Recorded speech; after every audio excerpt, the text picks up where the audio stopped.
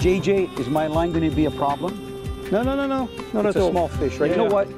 You reel it in slow, Yeah. so that if we release it, there's no problem with the air bladder.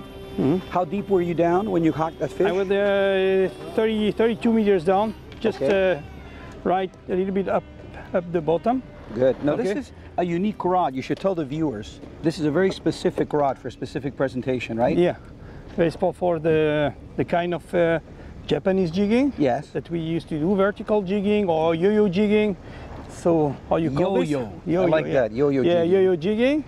So you have two ways to do that, or you use some jig fast sinkers, Yes. and then you just fast retrieve or make some short jerks, Yeah. very fast short jerk, or you use Madai jig. Madai in Good. Japanese is a snapper, Yeah.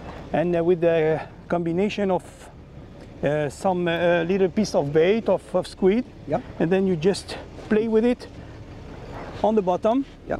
You're doing good. Just take your time. Now, for those of you that may not know, JJ is the official IGFA representative for the International Game and Fish Association in Israel. Now, do you think this is going to be a grouper, just the way I it's think, fighting, yeah. slow? Something like that. Oh. Watch your fingers. Yeah. Yeah, Set just the trying to drag take just the right. line. Yeah, you go nice and slow. We do. We're going to do something a little bit different. In Canada, I use this glove to grab the fish. Okay. Maybe you haven't seen this before. This is a stainless steel and Kevlar glove, JJ. Okay. It's the same glove that you use when you clean fish, so if you slip with your knife, you don't cut yourself. Okay. But I find it works really well for grabbing and holding onto fish. Yeah. So I hope your fish is hooked good, because I'm going to try to Okay, grab I'm on it. the leader now. Okay, Oh, I we see have it. a triggerfish. Nice Okay. triggerfish. And I have a Nice. line with me. Someone got the line. Okay, nice and easy. See if I can turn it around here. I could just lift it. You know what? I'm going to just lift it in the Just boat. try to leave that. You have a Take care. hefty, Okay. I got the line. Okay. Someone line. nice trigger fish. Nice triggerfish. They've got nasty These are teeth. nice, we very figured that's what was biting your bait. Yeah. Okay, now if you want, see the pliers I have right there on my belt? Yeah, cool. If you want to grab the pliers, we're going to get the hook out. We got to be nice and gentle here. You know, these fish are very good eating, but we're releasing the fish that we're catching today, and I think you reeled it in slow enough, JJ, Yeah. that it's no problem releasing it. This is Yeah, they call it a trigger fish because you got to be very careful. If this fish starts to flop around, that spine will actually lock into position and you can get really hurt. You can see that it's almost like a arrowhead or something, very hard and very sharp. But if you can see the teeth that it has, very small mouth, very sharp teeth. So these fish will hang around the coral reefs, but they'll also free swim, suspended sometimes in 100 meters of water, looking for different things that they can feed on. Okay, I'm just going to put them in the water. 2 kilo, about 4 pounds. It's nice that we've got this boat that's not too high. Look at that nice tail. There he goes. Now, JJ, why don't we show the viewers, first of all, tell them the name of that jig. Okay. I've never seen a jig that shape, so it must be something that's used in the Mediterranean or in the Middle East. Actually, the origin of this Madai jig, it's called Madai, Yeah. is from Japan.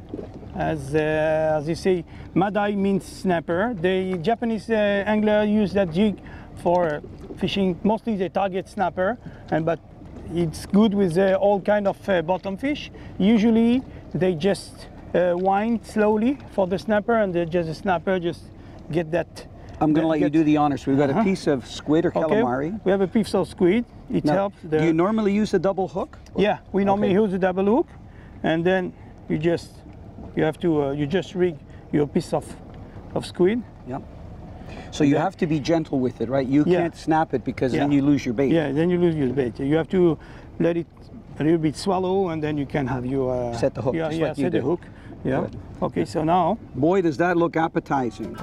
Fisher girl!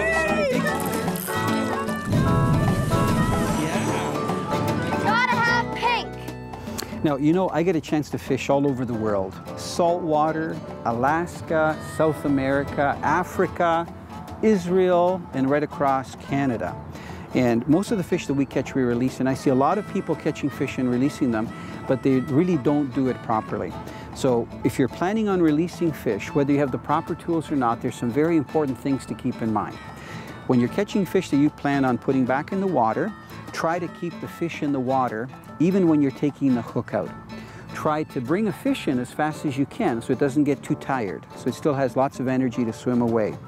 If you have to handle the fish, make sure that your hands are wet so that you don't take their protective slime. Their slime is like our 7 layers of skin. It protects them in their environment underwater. And when you handle the fish with your wet hands, try not to touch the fish in their gills, which are inside, they're red. They use their gills like our lungs to take oxygen out of the water. We use our lungs to take oxygen out of the air. And never handle them around the eyes, because just like humans, you're not supposed to stick your fingers in your eyes or other people, because the eyes are very important for vision. And then you try to get the fish released as quickly as possible, but you don't just throw them into the water, you let them swim away. That means that they have enough energy and they're probably going to be fine. So those are the proper ways of releasing a fish.